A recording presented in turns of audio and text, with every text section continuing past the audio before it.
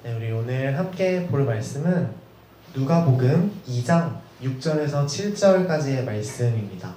누가복음 2장 6절에서 7절까지의 말씀입니다.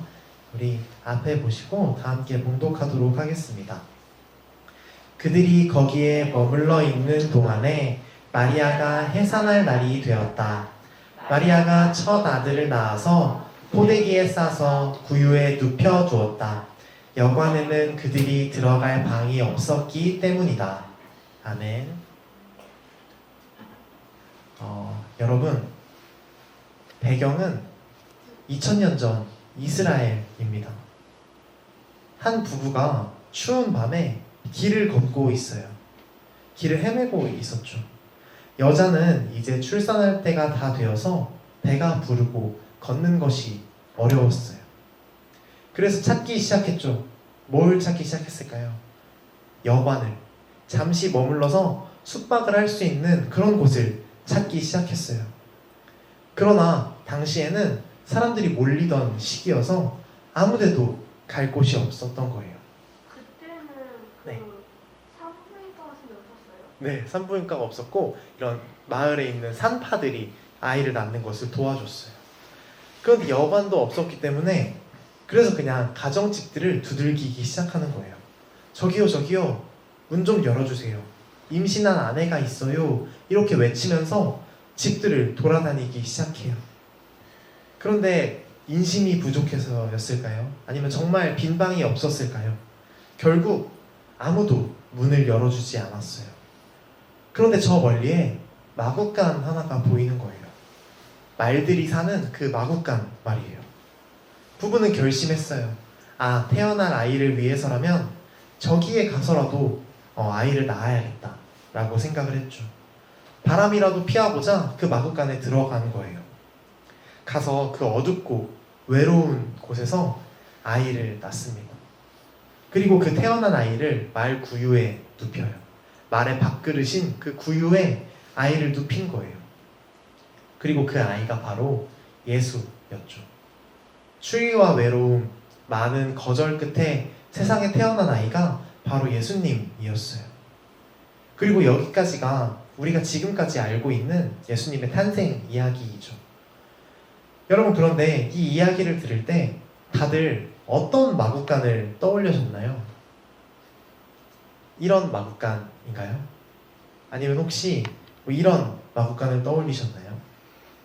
사실 이건 지극히 한국적이고 어쩌면 그 유럽인들이 살고 있는 그런 서구 문화의 생각이에요. 우리가 이 예수님의 탄생 이야기를 정확히 이해하기 위해서는 이스라엘 사람들의 전통적인 집 구조를 먼저 알아야 돼요. 이쁜 그림은 아니지만 전도사님이 그림 하나를 준비했어요. 이 그림이 이스라엘 사람들이 살던 전통적인 집 구조였어요. 이건 사방가옥이라고 불렀거든요. 근데 왜 사방가옥이냐면 이런 집들을 위에서 보면 이렇게 방이 4개였기 때문에 사방가옥이라고 불렀어요. 이렇게 이스라엘 사람들은 아까 나왔던 그림처럼 복층의 구조로 집을 짓는 걸 선호했어요.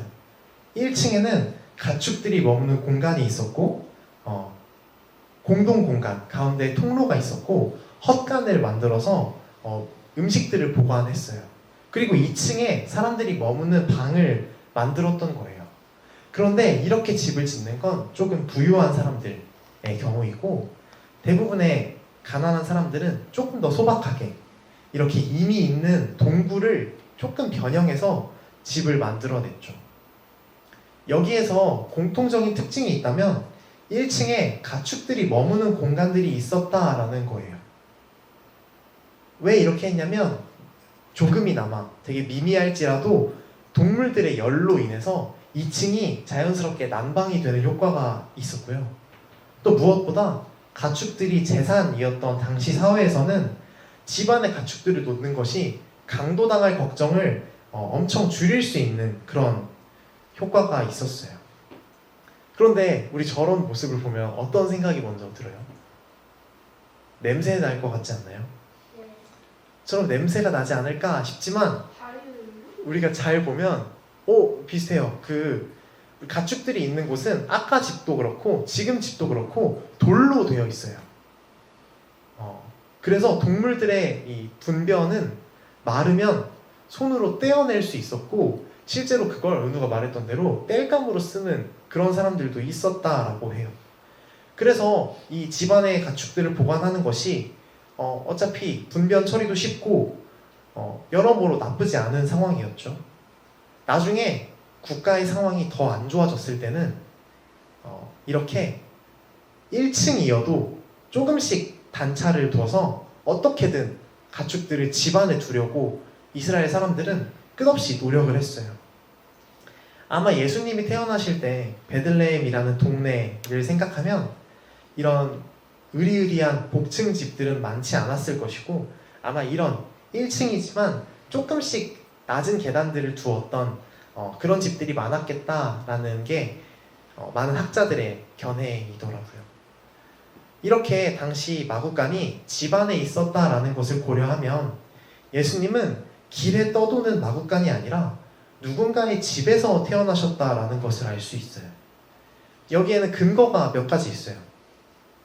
우리가 지금까지 길에 있는 마구간인 줄 알았는데 집에 태어났다고 이렇게 설득을 하려면 여러 가지 근거가 있어야겠죠. 먼저 오늘 우리가 읽었던 말씀인 누가복음 2장 6절을 다 함께 한번 읽어볼까요? 시작! 그들이 거기에 머물러 있는 동안에 마리아가 해산할 날이 되었다.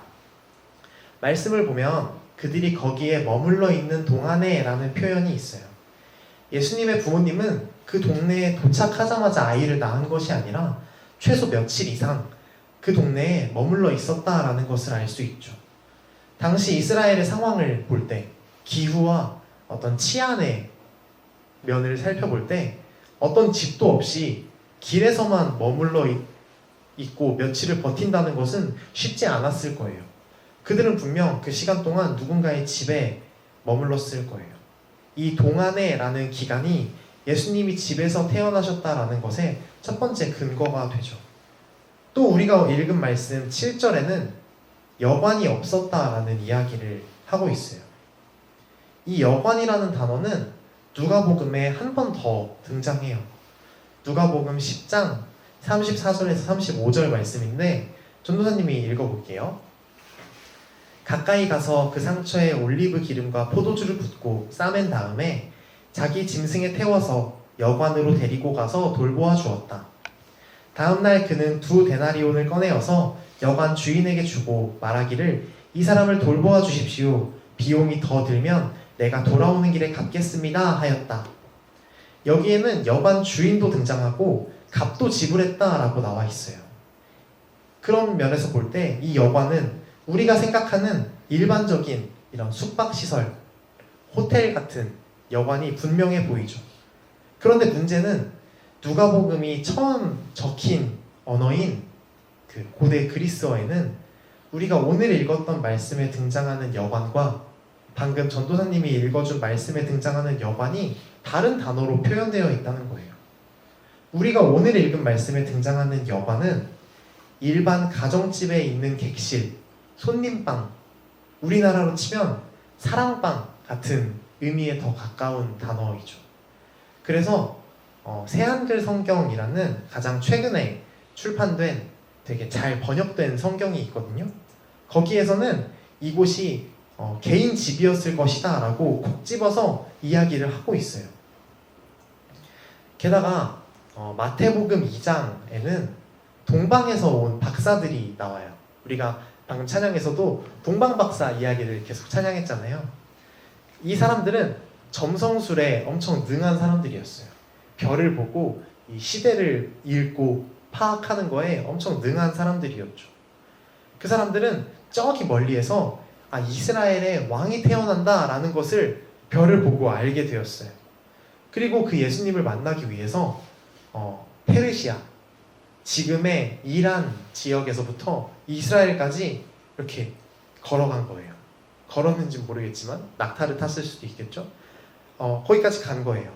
성경은 동방에서 온 사람들이 그 집에 들어갔다라고 명확히 이야기하고 있어요. 이런 점들로 살펴볼 때 예수님은 길이 아니라 집에서 태어나신 것임을 우리는 알 수 있는 것이죠. 그런데 제가 찾은 결과입니다. 제대로 찾지는 못하셨네요. 근데 어떤 집일까요? 예수님이 탄생하신 그 집은 가난하고 소박한 집이었을 거예요. 왜냐하면 손님을 모실 사랑방이 없는 집이었으니까요. 2층은 절대 아닐 것이고 아까 보여줬던 1층에 조금 단차가 있는 그런 모습이었겠죠. 또 예수님이 구유에 누우셨는데 그걸 보면 구유도 비어 있었다라는 것을 알 수 있어요. 그럼 아마 마구간도 꽉 차 있지 않은 그런 집이었을 거예요. 아까 이야기했듯이 집안의 가축들을 길렀던 이유는 당시의 가축이라는 게 엄청 큰 재산이었기 때문이었어요. 마구간이 비어 있었다라는 것은 그 집이 부유한 집이 아니었다라는 것을 보여주는 것이죠. 그런데 그 가난하고 좀 소박한 그 집에 여러 사람들이 모이기 시작합니다. 예수님을 기다리던 수많은 사람들이 그 집에 모여요. 우리 누가복음 2장 15절에서 16절을 다 함께 한번 읽어볼까요? 천사들이 목자들에게서 떠나 하늘로 올라간 뒤에 목자들이 서로 말하였다. 베들레헴으로 가서 주님께서 우리에게 알려주신 바 일어난 그 일을 봅시다. 그리고 그들은 급히 달려가서 마리아와 요셉과 구유에 누워있는 아기를 찾아냈다. 아멘. 먼저 목자들이 그 집에 모여요. 주변에서 양을 치고 있던 목자들이 그 집에 모인 거예요. 그리고 아까 이야기했던 동방에서 온 박사들, 그리고 처음부터 예수님의 부모인 요셉과 마리아를 맞아주었던 그 집의 주인, 이 많은 사람들이 그 작은 집에 모인 거예요. 그런데 이 모인 사람들도 이 집에 어울리는 다들 힘이 없는 사람들이었어요. 권력이 있는 사람들이 아니었죠. 저 먼 외국에서 찾아온 이방인들, 지난주에 이야기했던 것처럼 같은 나라 사람들끼리도 차별을 하는 사회에서 자신들과 생김새가 다른 그런 외국 사람들에게는 그 차별이 더 심했을 거예요. 실제로 그들은 당시 이스라엘을 지배하던 헤롯이라는 사람에게 일종의 사기를 당할 뻔하기도 하죠. 또 당시의 목자들은 자신의 양을 치는 것이 아니었어요. 우리가 목자를 생각하면 자기 양들을 치면서 돌아다니는 사람들을 생각하는데, 이 목자들은 당시에 힘이 있고 돈이 있는 사람들의 양을 대신 쳐주는 그런 직업 목자였죠. 이 목자라는 직업은 야생동물로부터 또 강도로부터 항상 목숨의 위협을 받는 그런 위험한 직업이었어요. 그런 힘이 없고 약한 사람들이 이 좁은 집에 모인 거예요. 그럼 우리 한번 그 집의 분위기를 상상해보면 좋겠어요. 힘이 없고 권력이 없는 사람들이 모였으니 우울하고 슬픈 분위기였을까요? 이 힘들고 어려운 세상에 또 아기가 태어나다니, 게다가 이 슬픈 곳에 태어난 이 아기가 우리의 왕이라니, 이런 생각을 하면서 절망했을까요? 성경은 그렇지 않았다라고 이야기하고 있어요. 동방에서 온 사람들은 마태복음 2장 10절에 따르면 무척이나 크게 기뻐했대요. 그리고 누가복음 2장 20절을 보면 목자들 역시 하나님께 영광을 돌리고 찬양했다라는 기록이 있어요. 이런 걸 보면 집의 분위기는 따스했을 거예요. 이 사회적 약자들이 모여서 예수님으로 하나가 된 것이죠. 모두가 슬프고 어려운 상황이지만 예수님이 계심으로 인해서 행복을 누린 거예요. 예수님은 이렇게 자신을 기다리는 사람들에게 연대의 모습으로 찾아오셨어요. 연대는 무슨 뜻일까요? 연세대 줄임말? 우리가 연대의 의미를 잘 모를 것이라고 생각을 하고 전도사님이 준비했습니다.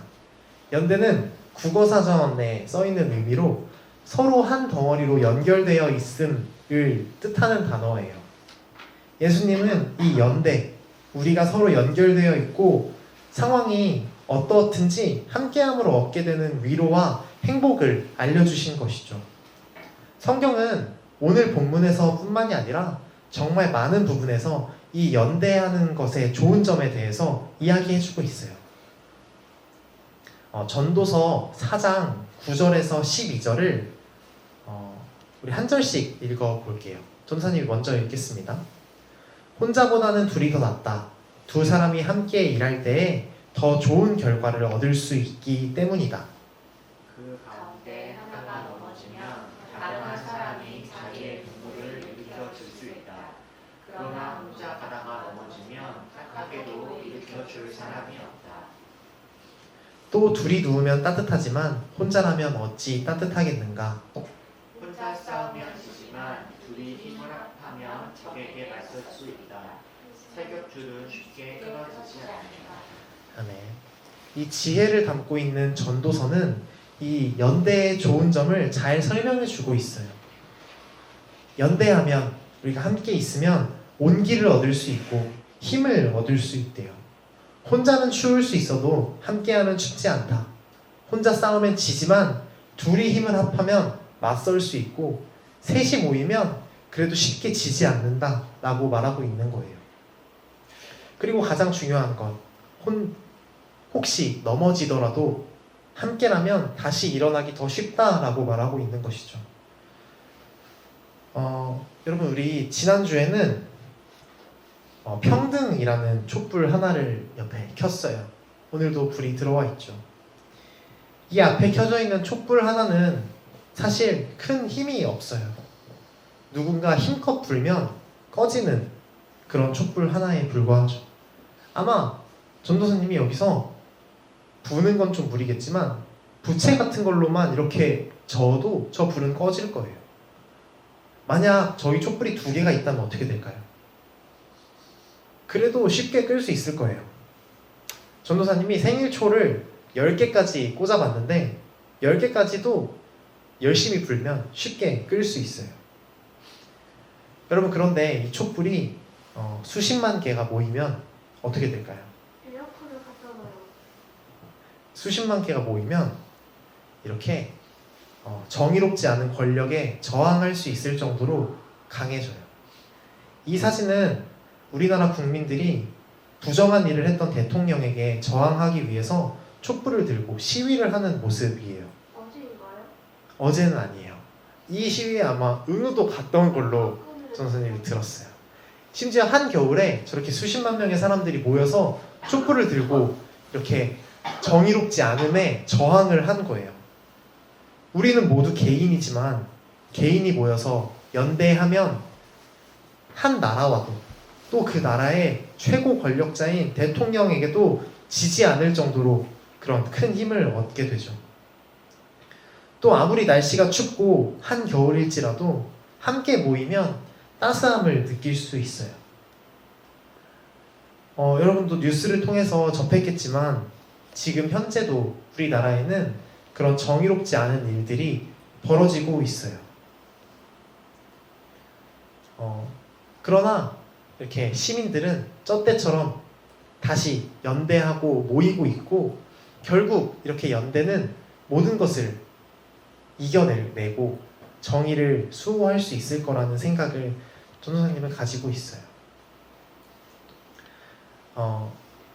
오늘도 자리를 옮겨서 잠시 말씀을 전하겠습니다.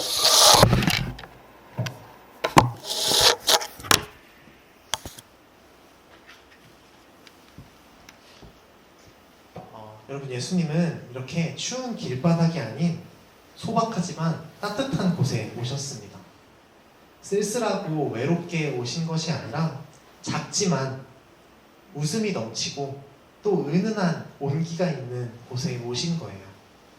오셔서 예수님을 기다리던 사람들, 이방인, 또 노동자, 가난한 자들에게 연대를 선물하셨고 함께하는 기쁨과 따스함을 알려주셨어요. 그리고 그런 예수님께서 오늘 우리에게도 말씀하시는 거예요.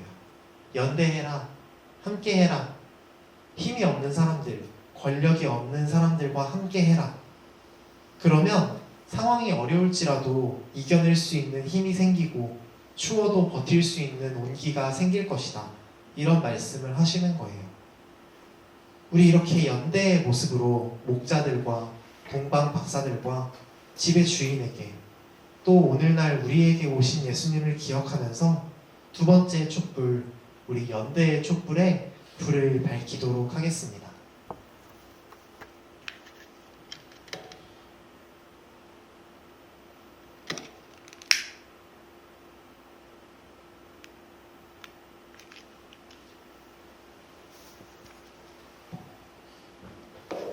여러분, 연대의 초에 불이 밝혀졌습니다. 우리는 누구와 어떻게 연대해야 할지 고민하는 그런 한 주가 되면 좋겠습니다. 기도하겠습니다.